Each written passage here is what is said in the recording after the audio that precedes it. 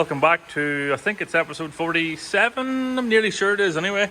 As you can see, we have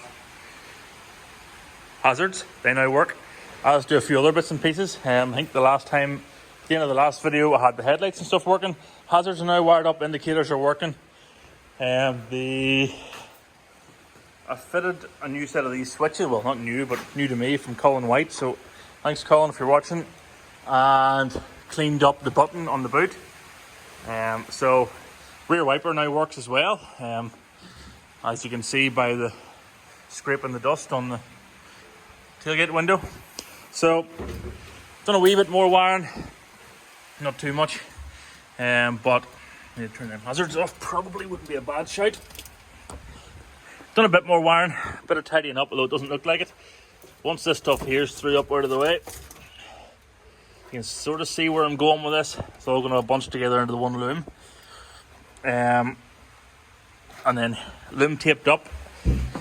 So nearly done with the car wiring now. Everything seems to work that I need to work. So it's time to start trying to get the rest of the relays and live feeds and stuff that I need to go to get the dash and ECU working, so that I can start programming and doing some of the fun stuff, because ain't nobody got time for 3 or 4 episodes in a row of wiring. I can't be bothered with it, and I'm very certain that you cannot be bothered with it either. So anyway, this one, I'm nearly finished. I'm nearly ready to temporarily tape this stuff here all up. I'm not going to finally tape it all up until if everything's working and make sure it's all working, because no my luck there'll be extra wires need run and I'll have to de-tape it and re-tape it. So you know the score. Going to work out a place for the Ignition Live fuse box.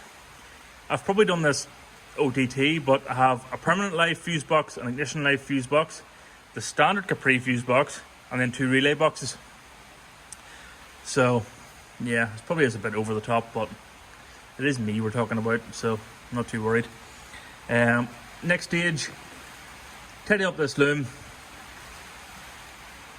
mount fuse boxes in the glove box, and yeah, let's get going. Well, I'm back. It's another day. I've been doing a wee bit of wiring at the car. Well, I call it the car, the ECU fuse box, which is trying to follow this diagram here. You've all seen this before whenever I was doing the wiring. But basically, trying to work out the 3 relays on the left here, and basically get all those corresponding pins all patched through in the back of the wee fuse box, leaving tails where necessary. So I'm trying to loop them all through. This is the permanent live feed, which loops through all the fuses. This is the Ignition Live feed, which loops through all the relays. These 3 are going to be, the green is a full roll, so that should hopefully reach the fuel pump. The next 2, that is pin 87, that's going out. I think that's the main ignition one, so I need to splice all of pin 28, boost control valve, injectors, coil packs, oxygen sensor, all that stuff comes off that relay. This one here is the relay that I'm going to use, this top right one, for feeding the Ignition Live fuse box. So I know what I'm doing in my own head.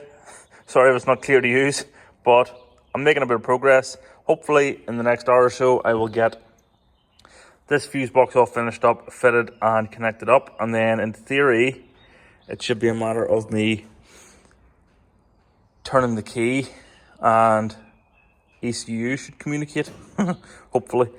And then I can start, I need to take the map off it and do a bit of configuration to change it over to coil on plug and stuff, so I can start playing about with that, and it's a bit more interesting for you, hopefully. Okay, I probably should show you these things instead of just going ahead and doing them. Basically, this used to be a complete emerald OBD harness. It's so that I can put a dongle basically in the glove box so I can add it to my phone. Just another toy which I don't really need, but I want, so I'm using it. This came on this loom. All I've done so far is cut the white and the blue. The white and the blue are the CAN high and CAN low wires. So my dash needs to talk to the ECU over what's called the Emerald Generic CAN protocol. Basically, it is a high and a low wire that feed all the information between the dash and between the ECU rather and devices over what's called the CAN bus. So 2 wires on this here. This plugs into the ECU, which is here conveniently. This plugs into the ECU. This then is an extension of the serial communication lead that I'll plug into my laptop. This is also soldered onto the same pins as this lead. So all I'm doing now is cutting into this wire and teeing off so that I can talk to the dash as well as the OBD port, in theory anyway, if it works. So I'm just going to cut and extend these.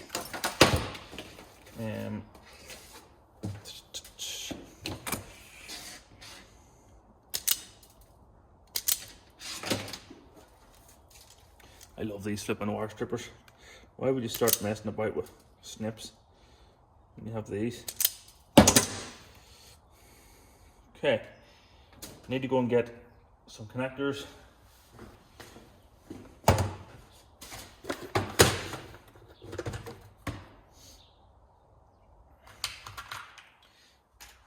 Heat shrink coils. Now, I have blue, I don't have any white left, so it's going grey, but as long as I write it down and know what it is, I'm happy enough really. I'll leave enough on this to get it over to the dashboard. I'm not going to cut it right now, but I'm just going to leave it that it can be cut whenever, hopefully later on, I'm doing a bit of dashboard wiring.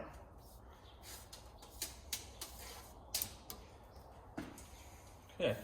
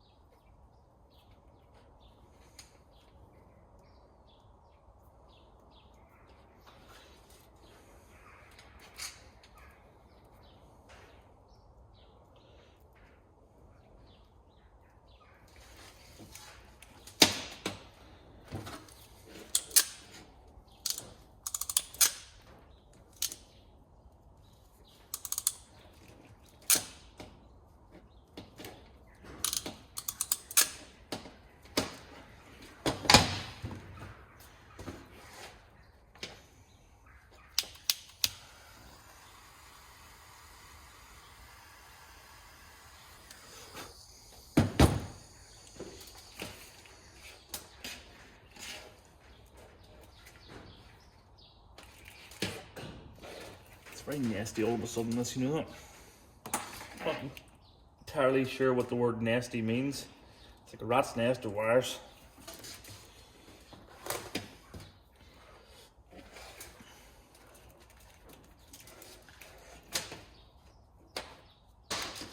What's that looking a bit tidier now? And it means that I can run this and this over to my dashboard, tee into the CAN wire, and job done, hopefully. Another job off the list. I have this fuse box basically done now. I need to put in a couple of trigger wires. So the fuel pump relay and the main ignition live relay are fed from pin 14 on the ECU. So I've cut a wee bit of the same coloured wire, red and blue, or blue and red, whichever way you look at it. They need to link through from this pin to this pin. Then pin 14 will come into here. This one is the cooling fan, which is pin 36 from memory. So pin 36 will come in to here, and the output of that and pin 87 will go to the cooling fan. This one just needs, what does this one need? It has ignition live, it has permanent live, it has this, it needs the output to go to the fuse box, the ignition live fuse box. So only another 3 or 4 wires to put into this over on the car, and hopefully that's most of the fuse box wiring done. Okay, so I've just been working away here without videoing because it's an absolute head melter and I need to be fully concentrating on the job in hand. I have the relay boxes in. I have an ignition live fuse box here, permanent live fuse box here. I have the car fuse box here, 2 relay boxes back there, and the ECU is going to mount here and be held down by this clamp.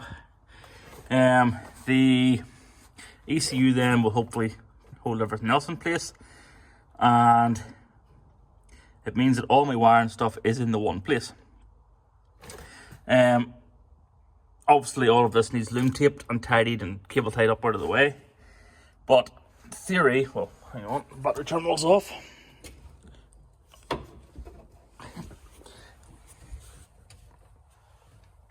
I now have power to the ECU. The key was on, by the way. It's not permanent live. So I now have power to that, and you can test. I can now, in theory, plug the laptop in and test to see if stuff's working. I need to get a bit of configuration done with regards to converting it over to coil on plug and other stuff as well. But quite happy with that side of things done. I have left some tails here with stuff that I need to run. Red and black. Can't even remember anymore, to be honest. I think they're power wires for the dash. So anyway, I'm going to start pinning everything out here and see what else I have to play with. So it's been a long slog, but in theory, if I turn the key on, there we go. Now I can start playing with the dash and stuff through the USB cable. I haven't connected up the CAN wires, but I've pulled them over, so I'm just going to connect those up, and then in theory it'll see everything that the ECU sees, and we'll go from there. Okay,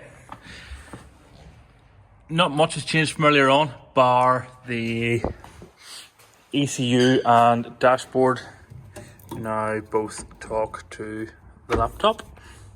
So I've been playing about with that. Put the battery terminals on temporarily.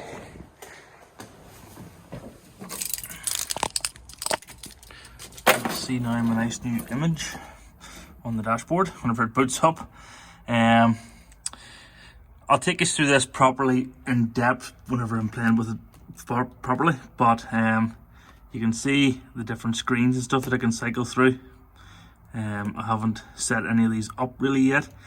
And well, the battery's working, 11.5 volts. The other ones, nothing's plugged in the engine, so it just takes a generic figure of 80. But once all that's plugged in the next day or two, hopefully that will display the actual values that it needs to be at. Need to calibrate the throttle position sensor and stuff as well. And then, in theory, there's not much stopping me from getting the engine buttoned up now.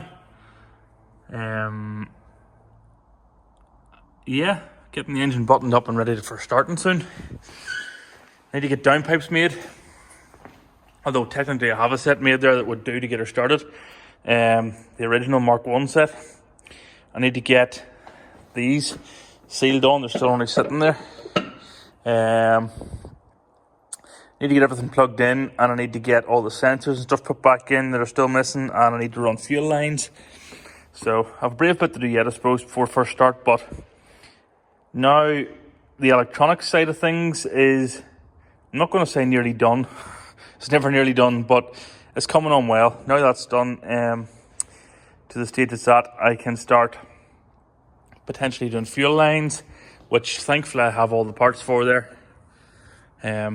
So yes, some stage soon expect to see some fuel lines, brake lines, and hopefully getting her started. So I know that's the moment you've all been waiting for. It's definitely the moment I've been waiting for.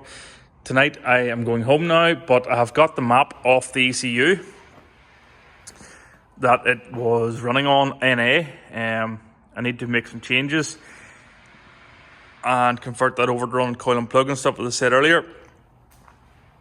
And then I'm going to have a play about and see about getting the map tweaked for a base map of sorts for the twin turbos. I just don't want to wreck anything. So I want to try and play it safe and put a load of extra fuel and stuff in. So just for messing about. It will be going properly, of course, to get fully set up, but obviously I need to get it starting and running before then. So a man's got to do what a man's got to do. So yes, I don't know what will be next in the video. I've tried to shield you from the wiring as best as I can this next episode, because it's already been 2 episodes deep of wiring and nobody needs to see another one. So I don't know what's next. You'll just have to wait and find out. Okay, some more problem solving done in the form of the interior light. It's only a small thing, I am aware, but before I started sealing electrics and stuff up in here, wanted to make sure it was working. I'm unsure if there's meant to be a joint in the loom here, but this loom was cut there, so I've reconnected it and it now should go off. It does.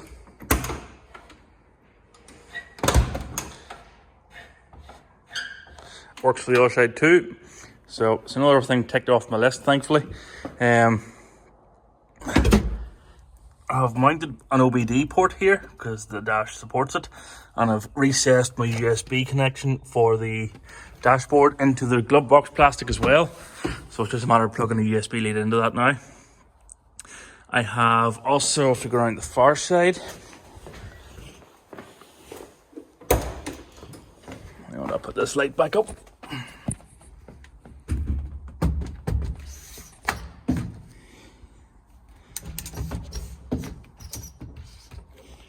Okay, I have also ran the GPS wire, which you can see here, and I have hidden the GPS sensor up in here underneath the headcloth. So in theory it should be up tight to the roof now and should get some GPS signal. I haven't tried it yet, but hopefully it will. Inside a shed probably isn't the best place to test GPS.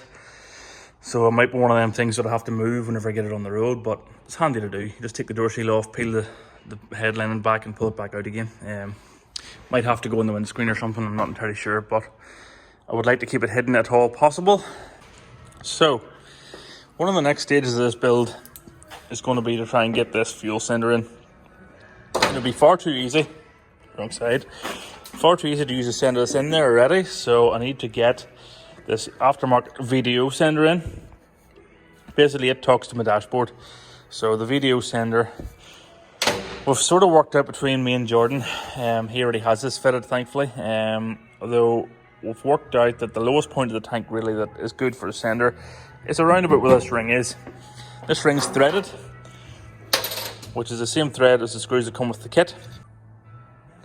I need to get the ring set into place, marked round whenever I have this all cleaned back, taken back off again, and drill out the big hole in the middle for the sender to go through and the wee holes for the bolts to go through. So, as I've said, next stage is going to be to try and get this cleaned up a bit. Somebody's already cut a hole in this tank, as I mentioned in the last episode, for, I think, for checking the swirl pot, but yeah, we'll go with this.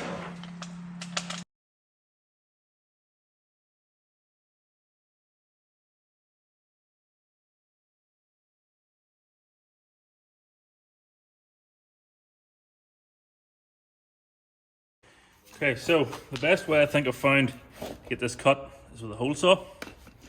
So I'm going to attempt to do it like this, and whenever I get the thing started, try and tilt it back towards me to try and keep the filings out. It's probably wishful thinking, but it's worth a go. I'm obviously going to try and clean the tank out as well, but for now I'm going to get a permanent marker and draw around this.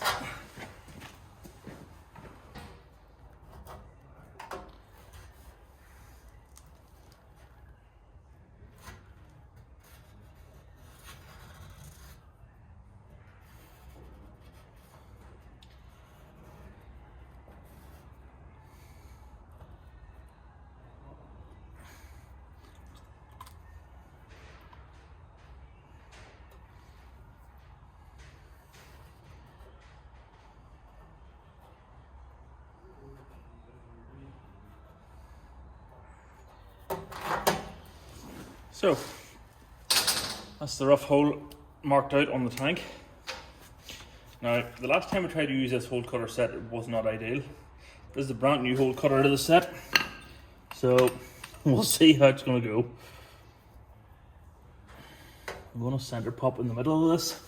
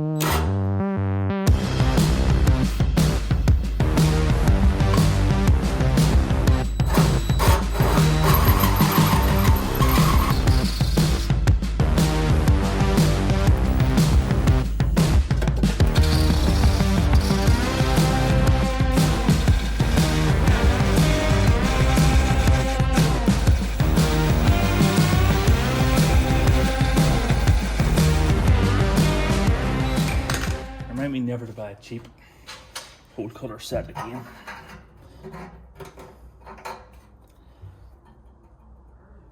Yep, that's one.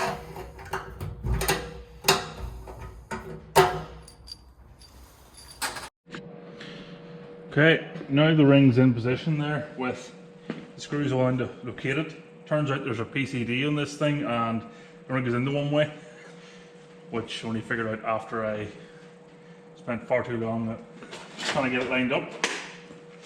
So,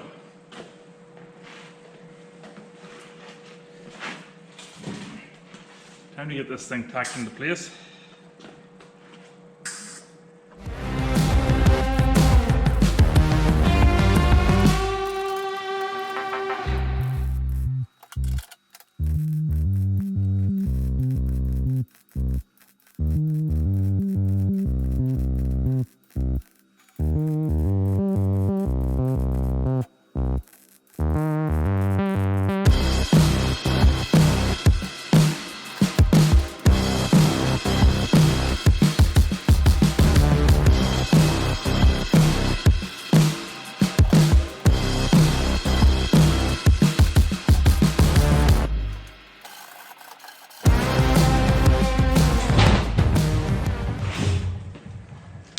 Call that a win. I'm going to let that cool down for a minute or two before taking the screws out. Then trial fit the sender in, see how that goes. Okay, so one video sender now fitted. Well, temporarily fitted. It has to come back out to be get the tank painted and stuff. Also, I've just remembered while I was talking that I've left the safety pin in, so it currently doesn't work. So I needed to lift it back up out. But that was just a test fit anyway.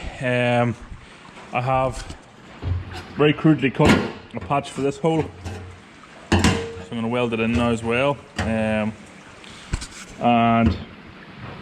get the tank sealed up again. Then I can start into potentially getting it all cleaned down and painted properly. Although I need to see what paint I have, because I don't think aerosol paint's going to cut this. I'll have a wee look and see and report back. Well, now that's the sender having been trial fitted and the hole in the top of the tank is welded up too. I'm going to give this tank a bit of a clean up now with the grinder and get it into stone chip and then paint.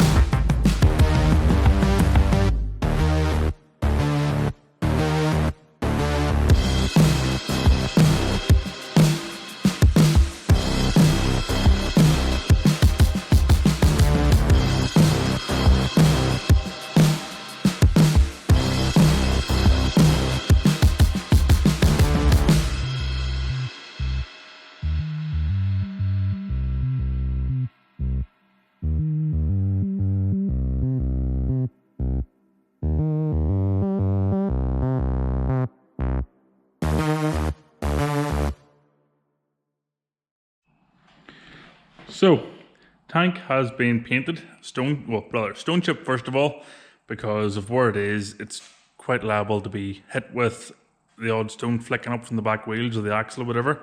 So it's stone chip first of all, then done in Ford graphite grey and lacquered. So it's hard to see with that light shining on it, but it looks pretty good actually. I have also done the straps. They have been painted as well here. They're just done black. And while I was painting, the rocker covers didn't please me the last time. As I was standing up from painting or lacquering, 2 bits of dirt fell off my knee and 1 landed in each rocker cover. That was nice. So I have since done it again, and it's come out quite nice this time actually. Quite happy with that.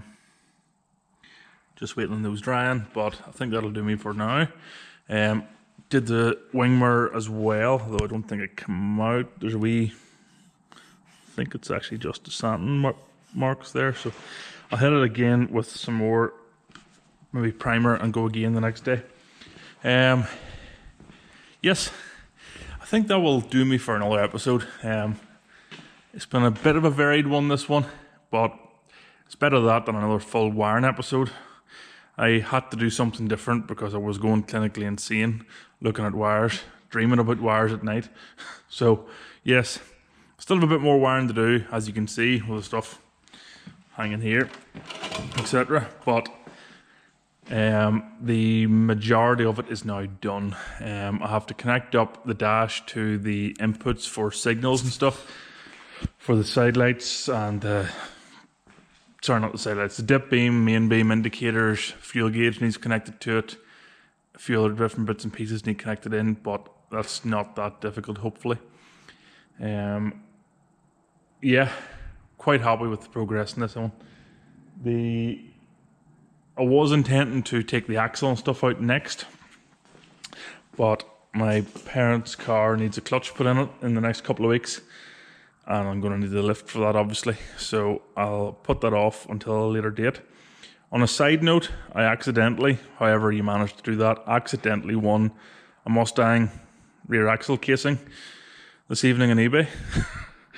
So yeah, that might be the plan for going forward. Give it a bit more girth at the rear for the power that I'm going to be throwing at it. Yeah, I think that'll do me. I've talked enough. The social media icons should pop up somewhere on the screen. If you want to pop over and hit like, subscribe, follow on those. Hit the video a like or a dislike, doesn't matter. Interaction's an interaction. Just let me know what you think of this one and any other videos really going forward. Drop a comment if there's anything you want to see. And if you really like what you're seeing and you would like to support the channel, pop over to my Patreon. The details for that should appear up on the screen, and there's a clickable card at the top right. Over in the Patreon, there's different tiers, starting at 99p, and basically you get early access to all the videos, so you could have been watching this a day ago if you were a patron. You get different bits and pieces like merchandise, you get your name in the video, shout outs, and different other perks. So if you pop over to the link and have a look, there's absolutely no obligation whatsoever to sign up, but if you would, it would make my day. So yes, until the next one, which I don't even know what's happening. I might have the wiring done in between then, but who knows. Bye.